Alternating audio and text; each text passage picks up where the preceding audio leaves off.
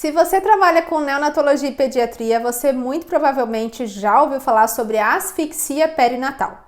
Quer entender um pouquinho melhor o que é asfixia, quais são as principais consequências, como prevenir ou tratar a asfixia perinatal? Fica aqui comigo nesse vídeo que eu vou te explicar. Eu sou Letícia Campos, sou fisioterapeuta especialista em terapia intensiva neonatal e pediátrica.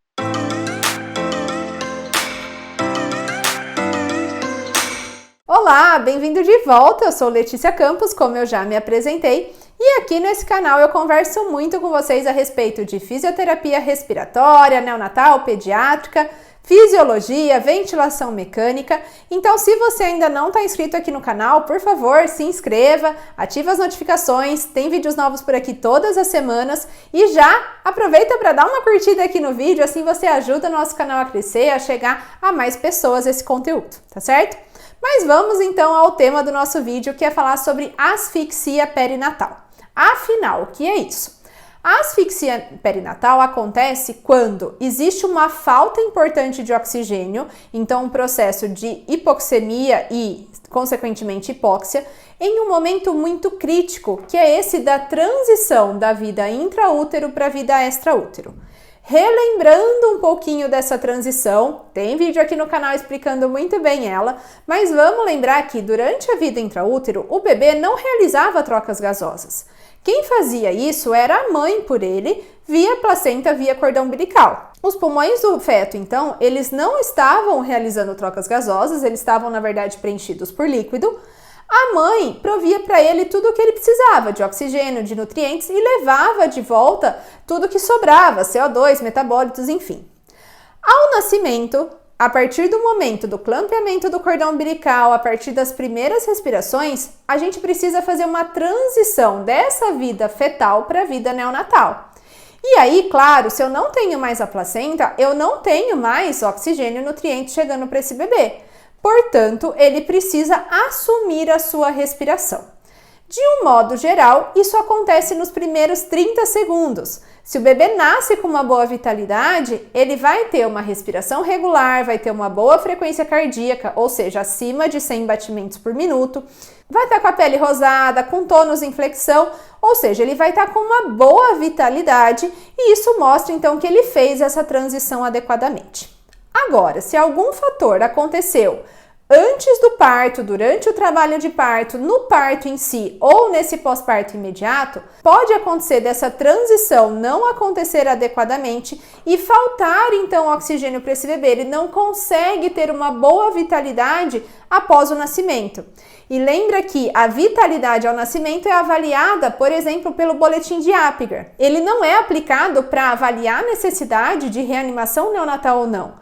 Mas o Apgar, ele vai ser aplicado no primeiro, no quinto minutos de vida, e se no quinto minuto o bebê não tiver ainda uma boa vitalidade, ou seja, tiver uma pontuação menor que 7, o Apgar vai ser repetido a cada 5 minutos até completar no máximo 20 minutos.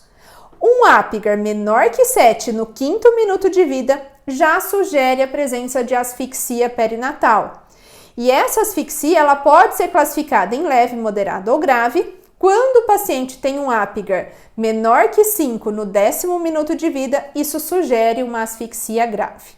E qual que é a consequência disso? Poxa, faltou oxigênio para os órgãos vitais e todos os órgãos, na verdade, desse recém-nascido em um momento tão crítico de transição, de adaptação ao ambiente extrauterino. Então, todos os órgãos vão sofrer. Tanto que, após o nascimento, num bebê que teve uma parada cardiorrespiratória, teve um Apgar baixo no quinto minuto de vida, quando é feito o que a gente chama de provas de asfixia, então vai ser feita a dosagem, por exemplo, de enzimas cardíacas, hepáticas, renais, enfim, tudo isso vai estar alterado, mostrando que todas essas células sofreram com esse processo de hipóxia. Ou seja, o metabolismo desse bebê está lá no alto e, claro, que isso vai trazer danos às suas células. Todos os tecidos podem ser afetados? Sim, mas o principal sistema que vai ser afetado pela asfixia perinatal, que os estudos mostram maior porcentagem de acometimento, é justamente o sistema nervoso central.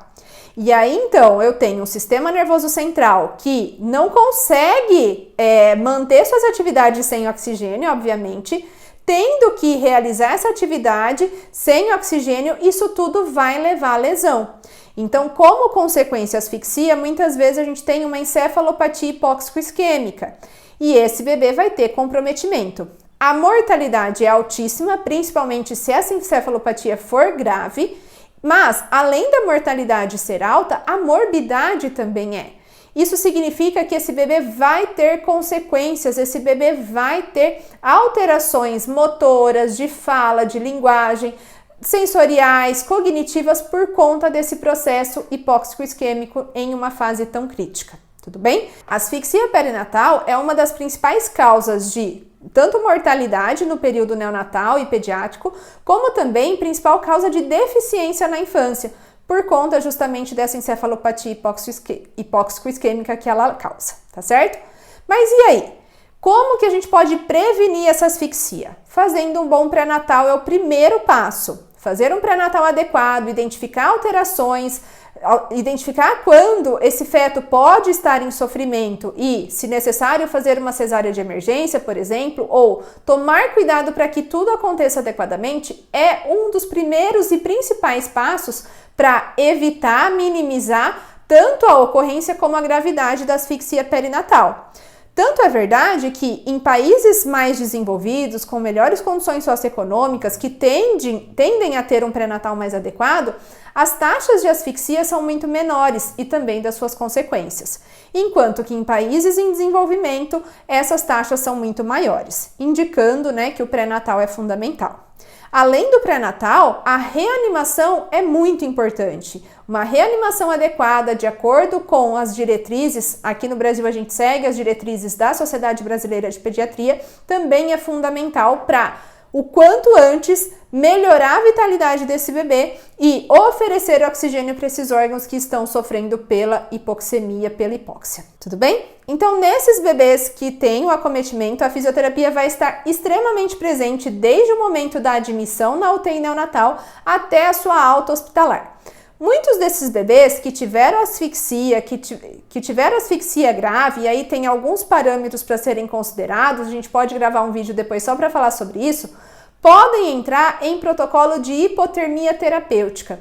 O que significa isso? É resfriar esse bebê, diminuir a temperatura, no geral deixada em 33,5 graus, para tentar reduzir o metabolismo tanto de sistema nervoso como corporal total, para a gente tentar, então, depois de 72 horas desse resfriamento, ter uma melhora das atividades desses sistemas e um melhor prognóstico dessa criança. Os estudos sugerem melhor prognóstico desde que seja seguido um protocolo adequado de hipotermia terapêutica. E claro, a partir do momento que a gente admitiu esse bebê, que ele tem condições clínicas hemodinâmicas para receber estimulação, a gente tem ali uma fase muito crítica para essa lesão acontecer, mas ao mesmo tempo, por outro lado, nós temos uma fase de intensa neuroplasticidade que a gente pode ganhar muito com esse bebê. Então é fundamental a atuação não só da fisioterapia, mas de toda a equipe multi, terapia ocupacional, fonoaudiologia, psicologia, enfim, todas as áreas multidisciplinares atendendo esse paciente e a sua família para melhorar o prognóstico, melhorar os resultados, tá certo? Então, em resumo, a asfixia perinatal ela pode acontecer imediatamente antes do parto, no parto ou após o parto, por conta de falta de oxigênio, um processo de hipoxemia e hipóxia em uma fase muito crítica de transição. De um modo geral, o paciente tem uma asfixia quando ele tem um Apgar menor que 7 no 5º minuto de vida, e aí essa asfixia pode ser de diferentes gravidades e ter diferentes consequências, tá certo? Se você gostou do vídeo, deixa aqui o seu like, não se esqueça, e eu te vejo num próximo. Até mais!